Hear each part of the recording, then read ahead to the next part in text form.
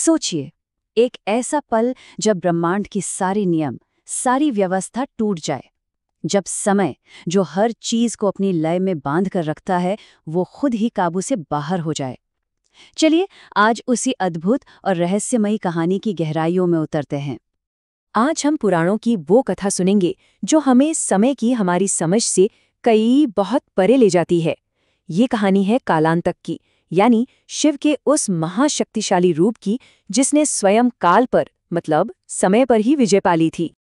जरा सोचकर देखिए, क्या हो अगर कोई समय की धारा को ही रोक दे या उसे अपनी मर्जी से आगे पीछे करने लगे। यही एक सवाल इस पूरी कथा के केंद्र में है। और सच कहूं तो यही वो चिंगारी थी जिसने एक बहुत बड़े ब्रह्मांडीय संकट को जन्म दिया।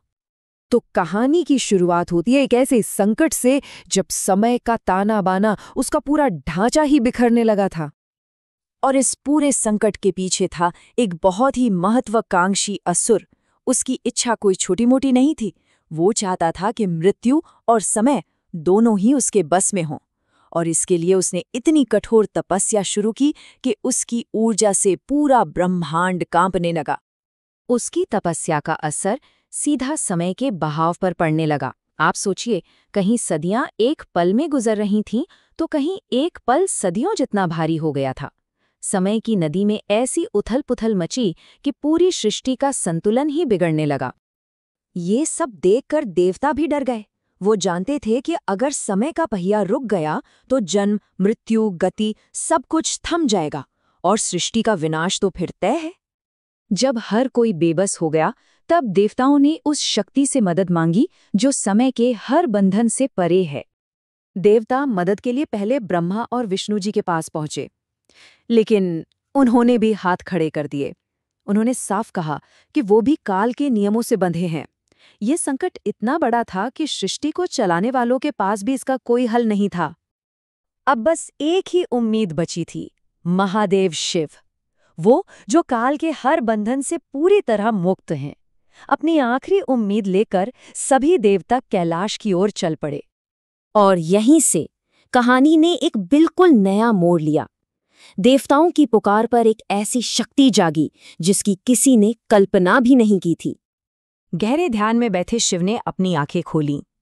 देवताओं का डर देखकर उनके शांत चेहरे से जो शब्द निकले वो आने वाले महाविनाश का संकेत थे। मतलब अब वो इस मामले में दखल देने वाले थे। और उसी पल महादेव का रूप बदलने लगा। ये कोई साधारण बदलाव नहीं था। सबसे पहले उनकी जटाओं से आग की लपटें निकलने लगीं, जो उनके जबरदस्त क्रोध और ऊर्जा का प्रतीक थीं। फिर उनका पूरा शरीर मानो करोड़ों सूरज एक साथ चमक उठे हों, ऐसे तेज से जलने लगा। उनकी चमक इतनी ज्यादा थी कि देवता भी उसे ठीक से देख नहीं पा रहे थे। और आखिर में उनकी आंखों में जैसे ब्रह्मांडीय तूफान की बिजलियां चमक रही थी। ये शिव का वो रुद्र रूप था जो विनाश भी करता है और फिर से व्यवस्था भी बनाता है। देवताओं ने शिव के इस महाभयंकर रूप को पहली बार देखा था और उन्होंने उन्हें एक नया नाम दिया, कालांतक, जिसका मतलब है वो जो काल का भी अंत कर सकता है, वो जो समय की सीमाओं के पार खड़ा है। तो अब मंच तैयार था एक ऐसे टकराव के लिए जो समय के दायरे में नहीं बल्कि उससे भी परे लड़ा जाना था। एक तरफ था अहंकार और दूसरी तरफ थे स्वयं महाकाल। अपनी शक्ति के नशे में चूर उस असुर ने अहंकार से भरकर कहा। उसे लगा कि समय को काबू में करके वो अमर हो गया है, कि अब उसे कोई हरा ही नहीं सकता।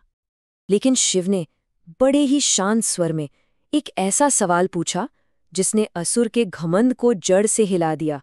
उन्होंने उसे उसकी सबसे बड़ी गलती का एहसास करा दिया। और फिर शिव ने अपना दिव्य तांडव शुरू किया। ये सिर्फ एक नाच नहीं था, ये तो ब्रह्मांड को फिर से ठीक करने की एक प्रक्रिया थी। उनके हर कदम से समय की बिगड़ी हुई लहरें टूटकर अपनी सही लय में वापस लौट रही थीं। और आखिर में एक ही पल में महादेव ने अपने त्रिशूल से उस असुर पर प्रहार किया। उस एक प्रहार ने न सिर्फ असुर का अंत किया, बल्कि समय पर उसके अधिकार को भी हमेशा हमेशा के लिए खत्म कर दिया। लेकिन ये सिर्फ एक युद्ध की कहानी नहीं है। इस पूरी लीला में समय, अहंकार और हमारे अस्तित्व से जुड़े बहुत गहरे संदेश छिपे हैं। युद्ध के बाद शिव ने अपना असली स्वरूप बताया। उन्होंने कहा कि समय तो उनका एक आभूषण है, उनका सेवक है, उसे कोई काबू नहीं कर सकता, क्योंकि वो खुद महाकाल हैं, यानी काल के भी काल, समय के भी समासमय। तो इस कहानी से हम क्या सीखते हैं? पहली बात तो ये कि समय को काबू करने की कोशिश बेकार है। दूसरी, अहंकार हमेशा तबाही की तरफ ही ले जाता है। और सबसे ज़रूरी बात, कुछ शक्तियाँ हमारी समझ और हमारे नियंत्रण से हमेशा परे होती हैं। और ये कहानी हमें एक आखिरी सवाल के साथ छोड़ जाती है। अगर समय को जीता या रोका नहीं जा सकता, तो शायद हमें उसके साथ जीना सीखना होगा। शायद इसका असली मकसद उस पर नियंत्रण करना नहीं, बल्कि उसे अनुभव करना है। ये एक सोचने वाली बात है ना?